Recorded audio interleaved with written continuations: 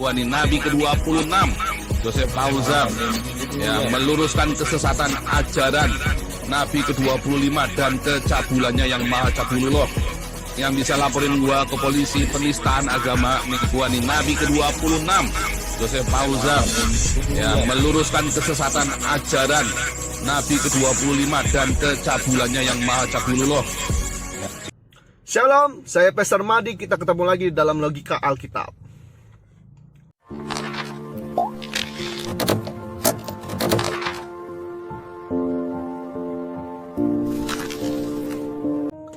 Hari ini saya mau berkata kepada saudara Joseph Paul-Zhang, Anda tidak layak disebut sebagai pengikut Kristus.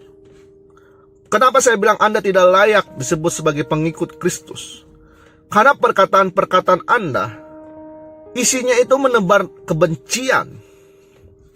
Isinya itu adalah provokatif. Dan Anda termasuk orang yang provokator dalam Indonesia ini.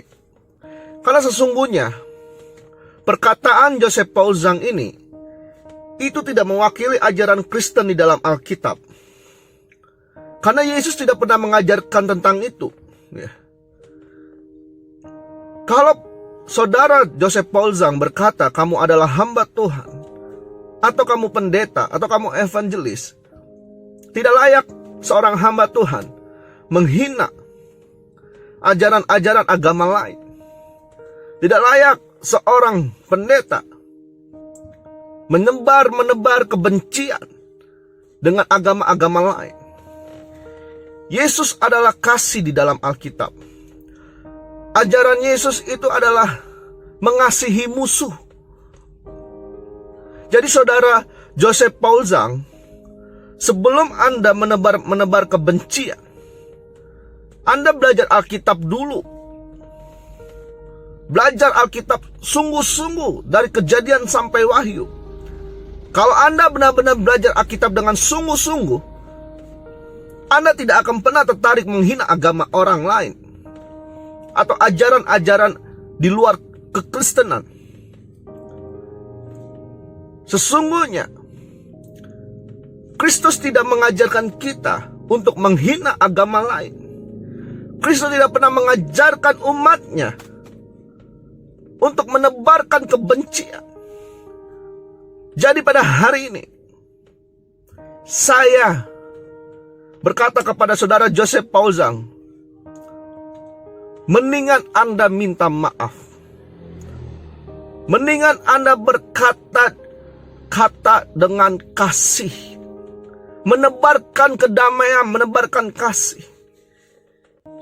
Karena sesungguhnya ketika Yesus disalib pun, dia tidak pernah menghina orang yang menyalibkan dia. Bahkan bangsa yang menyalibkan dia, dia tidak pernah hina itu. Dan pada hari ini, asal saudara Joseph Paul-Zhang tahu, saya juga banyak punya teman-teman muslim. Saya punya teman anak haji. Saya punya teman ustadz. Tetapi teman-teman saya muslim ini, perilaku mereka tidak seperti yang Anda katakan. Banyak teman-teman saya yang muslim, mereka mencintai kedamaian. Mereka menghargai ketika kami beribadah. Mereka tidak menghina agama kami atau tidak menghina kekristenan. Karena saya yakin kalau orang yang benar-benar belajar agama, dia tidak akan pernah menjelekkan agama lain. Karena di dalam setiap pelajaran agama itu pasti mendatangkan kebaikan. Karena nggak ada pelajaran agama untuk kita saling benci, tidak ada. Dan pada hari ini saya mendukung sekali untuk kepolisian Republik Indonesia menangkap saudara Joseph Paul-Zhang. Karena cukup Indonesia bersedih dengan tragedi-tragedi yang ada. Tragedi bom di gereja, tragedi penembakan Dan terakhir, Indonesia sedang mengalami tragedi banjir bandang di NTT. Jadi saudara Joseph Paul Zhang, mendingan Anda membuat konten yang memberkati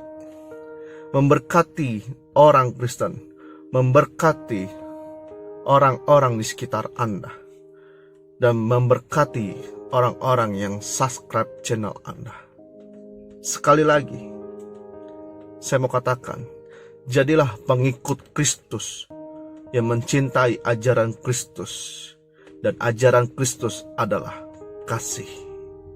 Tidak ada lagi ajaran yang lebih mulia selain kasih itu sendiri. Mari Joseph Paul Zhang, saya menantikan Anda untuk meminta maaf kepada teman-teman Muslim dan meminta juga ampun kepada Tuhan Yesus, karena Yesus tidak pernah mengajarkan seperti itu. Buat teman-teman Muslim, jangan cepat marah, jangan cepat tersinggung. Meskipun perkataan Joseph Paul Zhang sangat menyakiti hati Anda, saya percaya Muslim mengajarkan kedamaian. Muslim itu indah, Islam itu indah. Karena itu pada hari ini, mari kita bersama-sama bergotong royong membangun bangsa ini. Stop lagi isu SARA, stop isu agama. Biarkan Indonesia mulai menjadi bangsa yang dewasa, yang berpikir untuk maju ke depan, berpikir untuk menyelesaikan corona dengan cepat. Mari teman-teman, kita terus berdoa buat bangsa Indonesia. Kita terus kawal bangsa ini dari orang-orang yang mau memecah belah bangsa Indonesia. Saya Pastor Madi Frans Tambah, pakai otak dan iman kita untuk mengerti logika yang ada di dalam Alkitab. Tuhan Yesus memberkati. Shalom.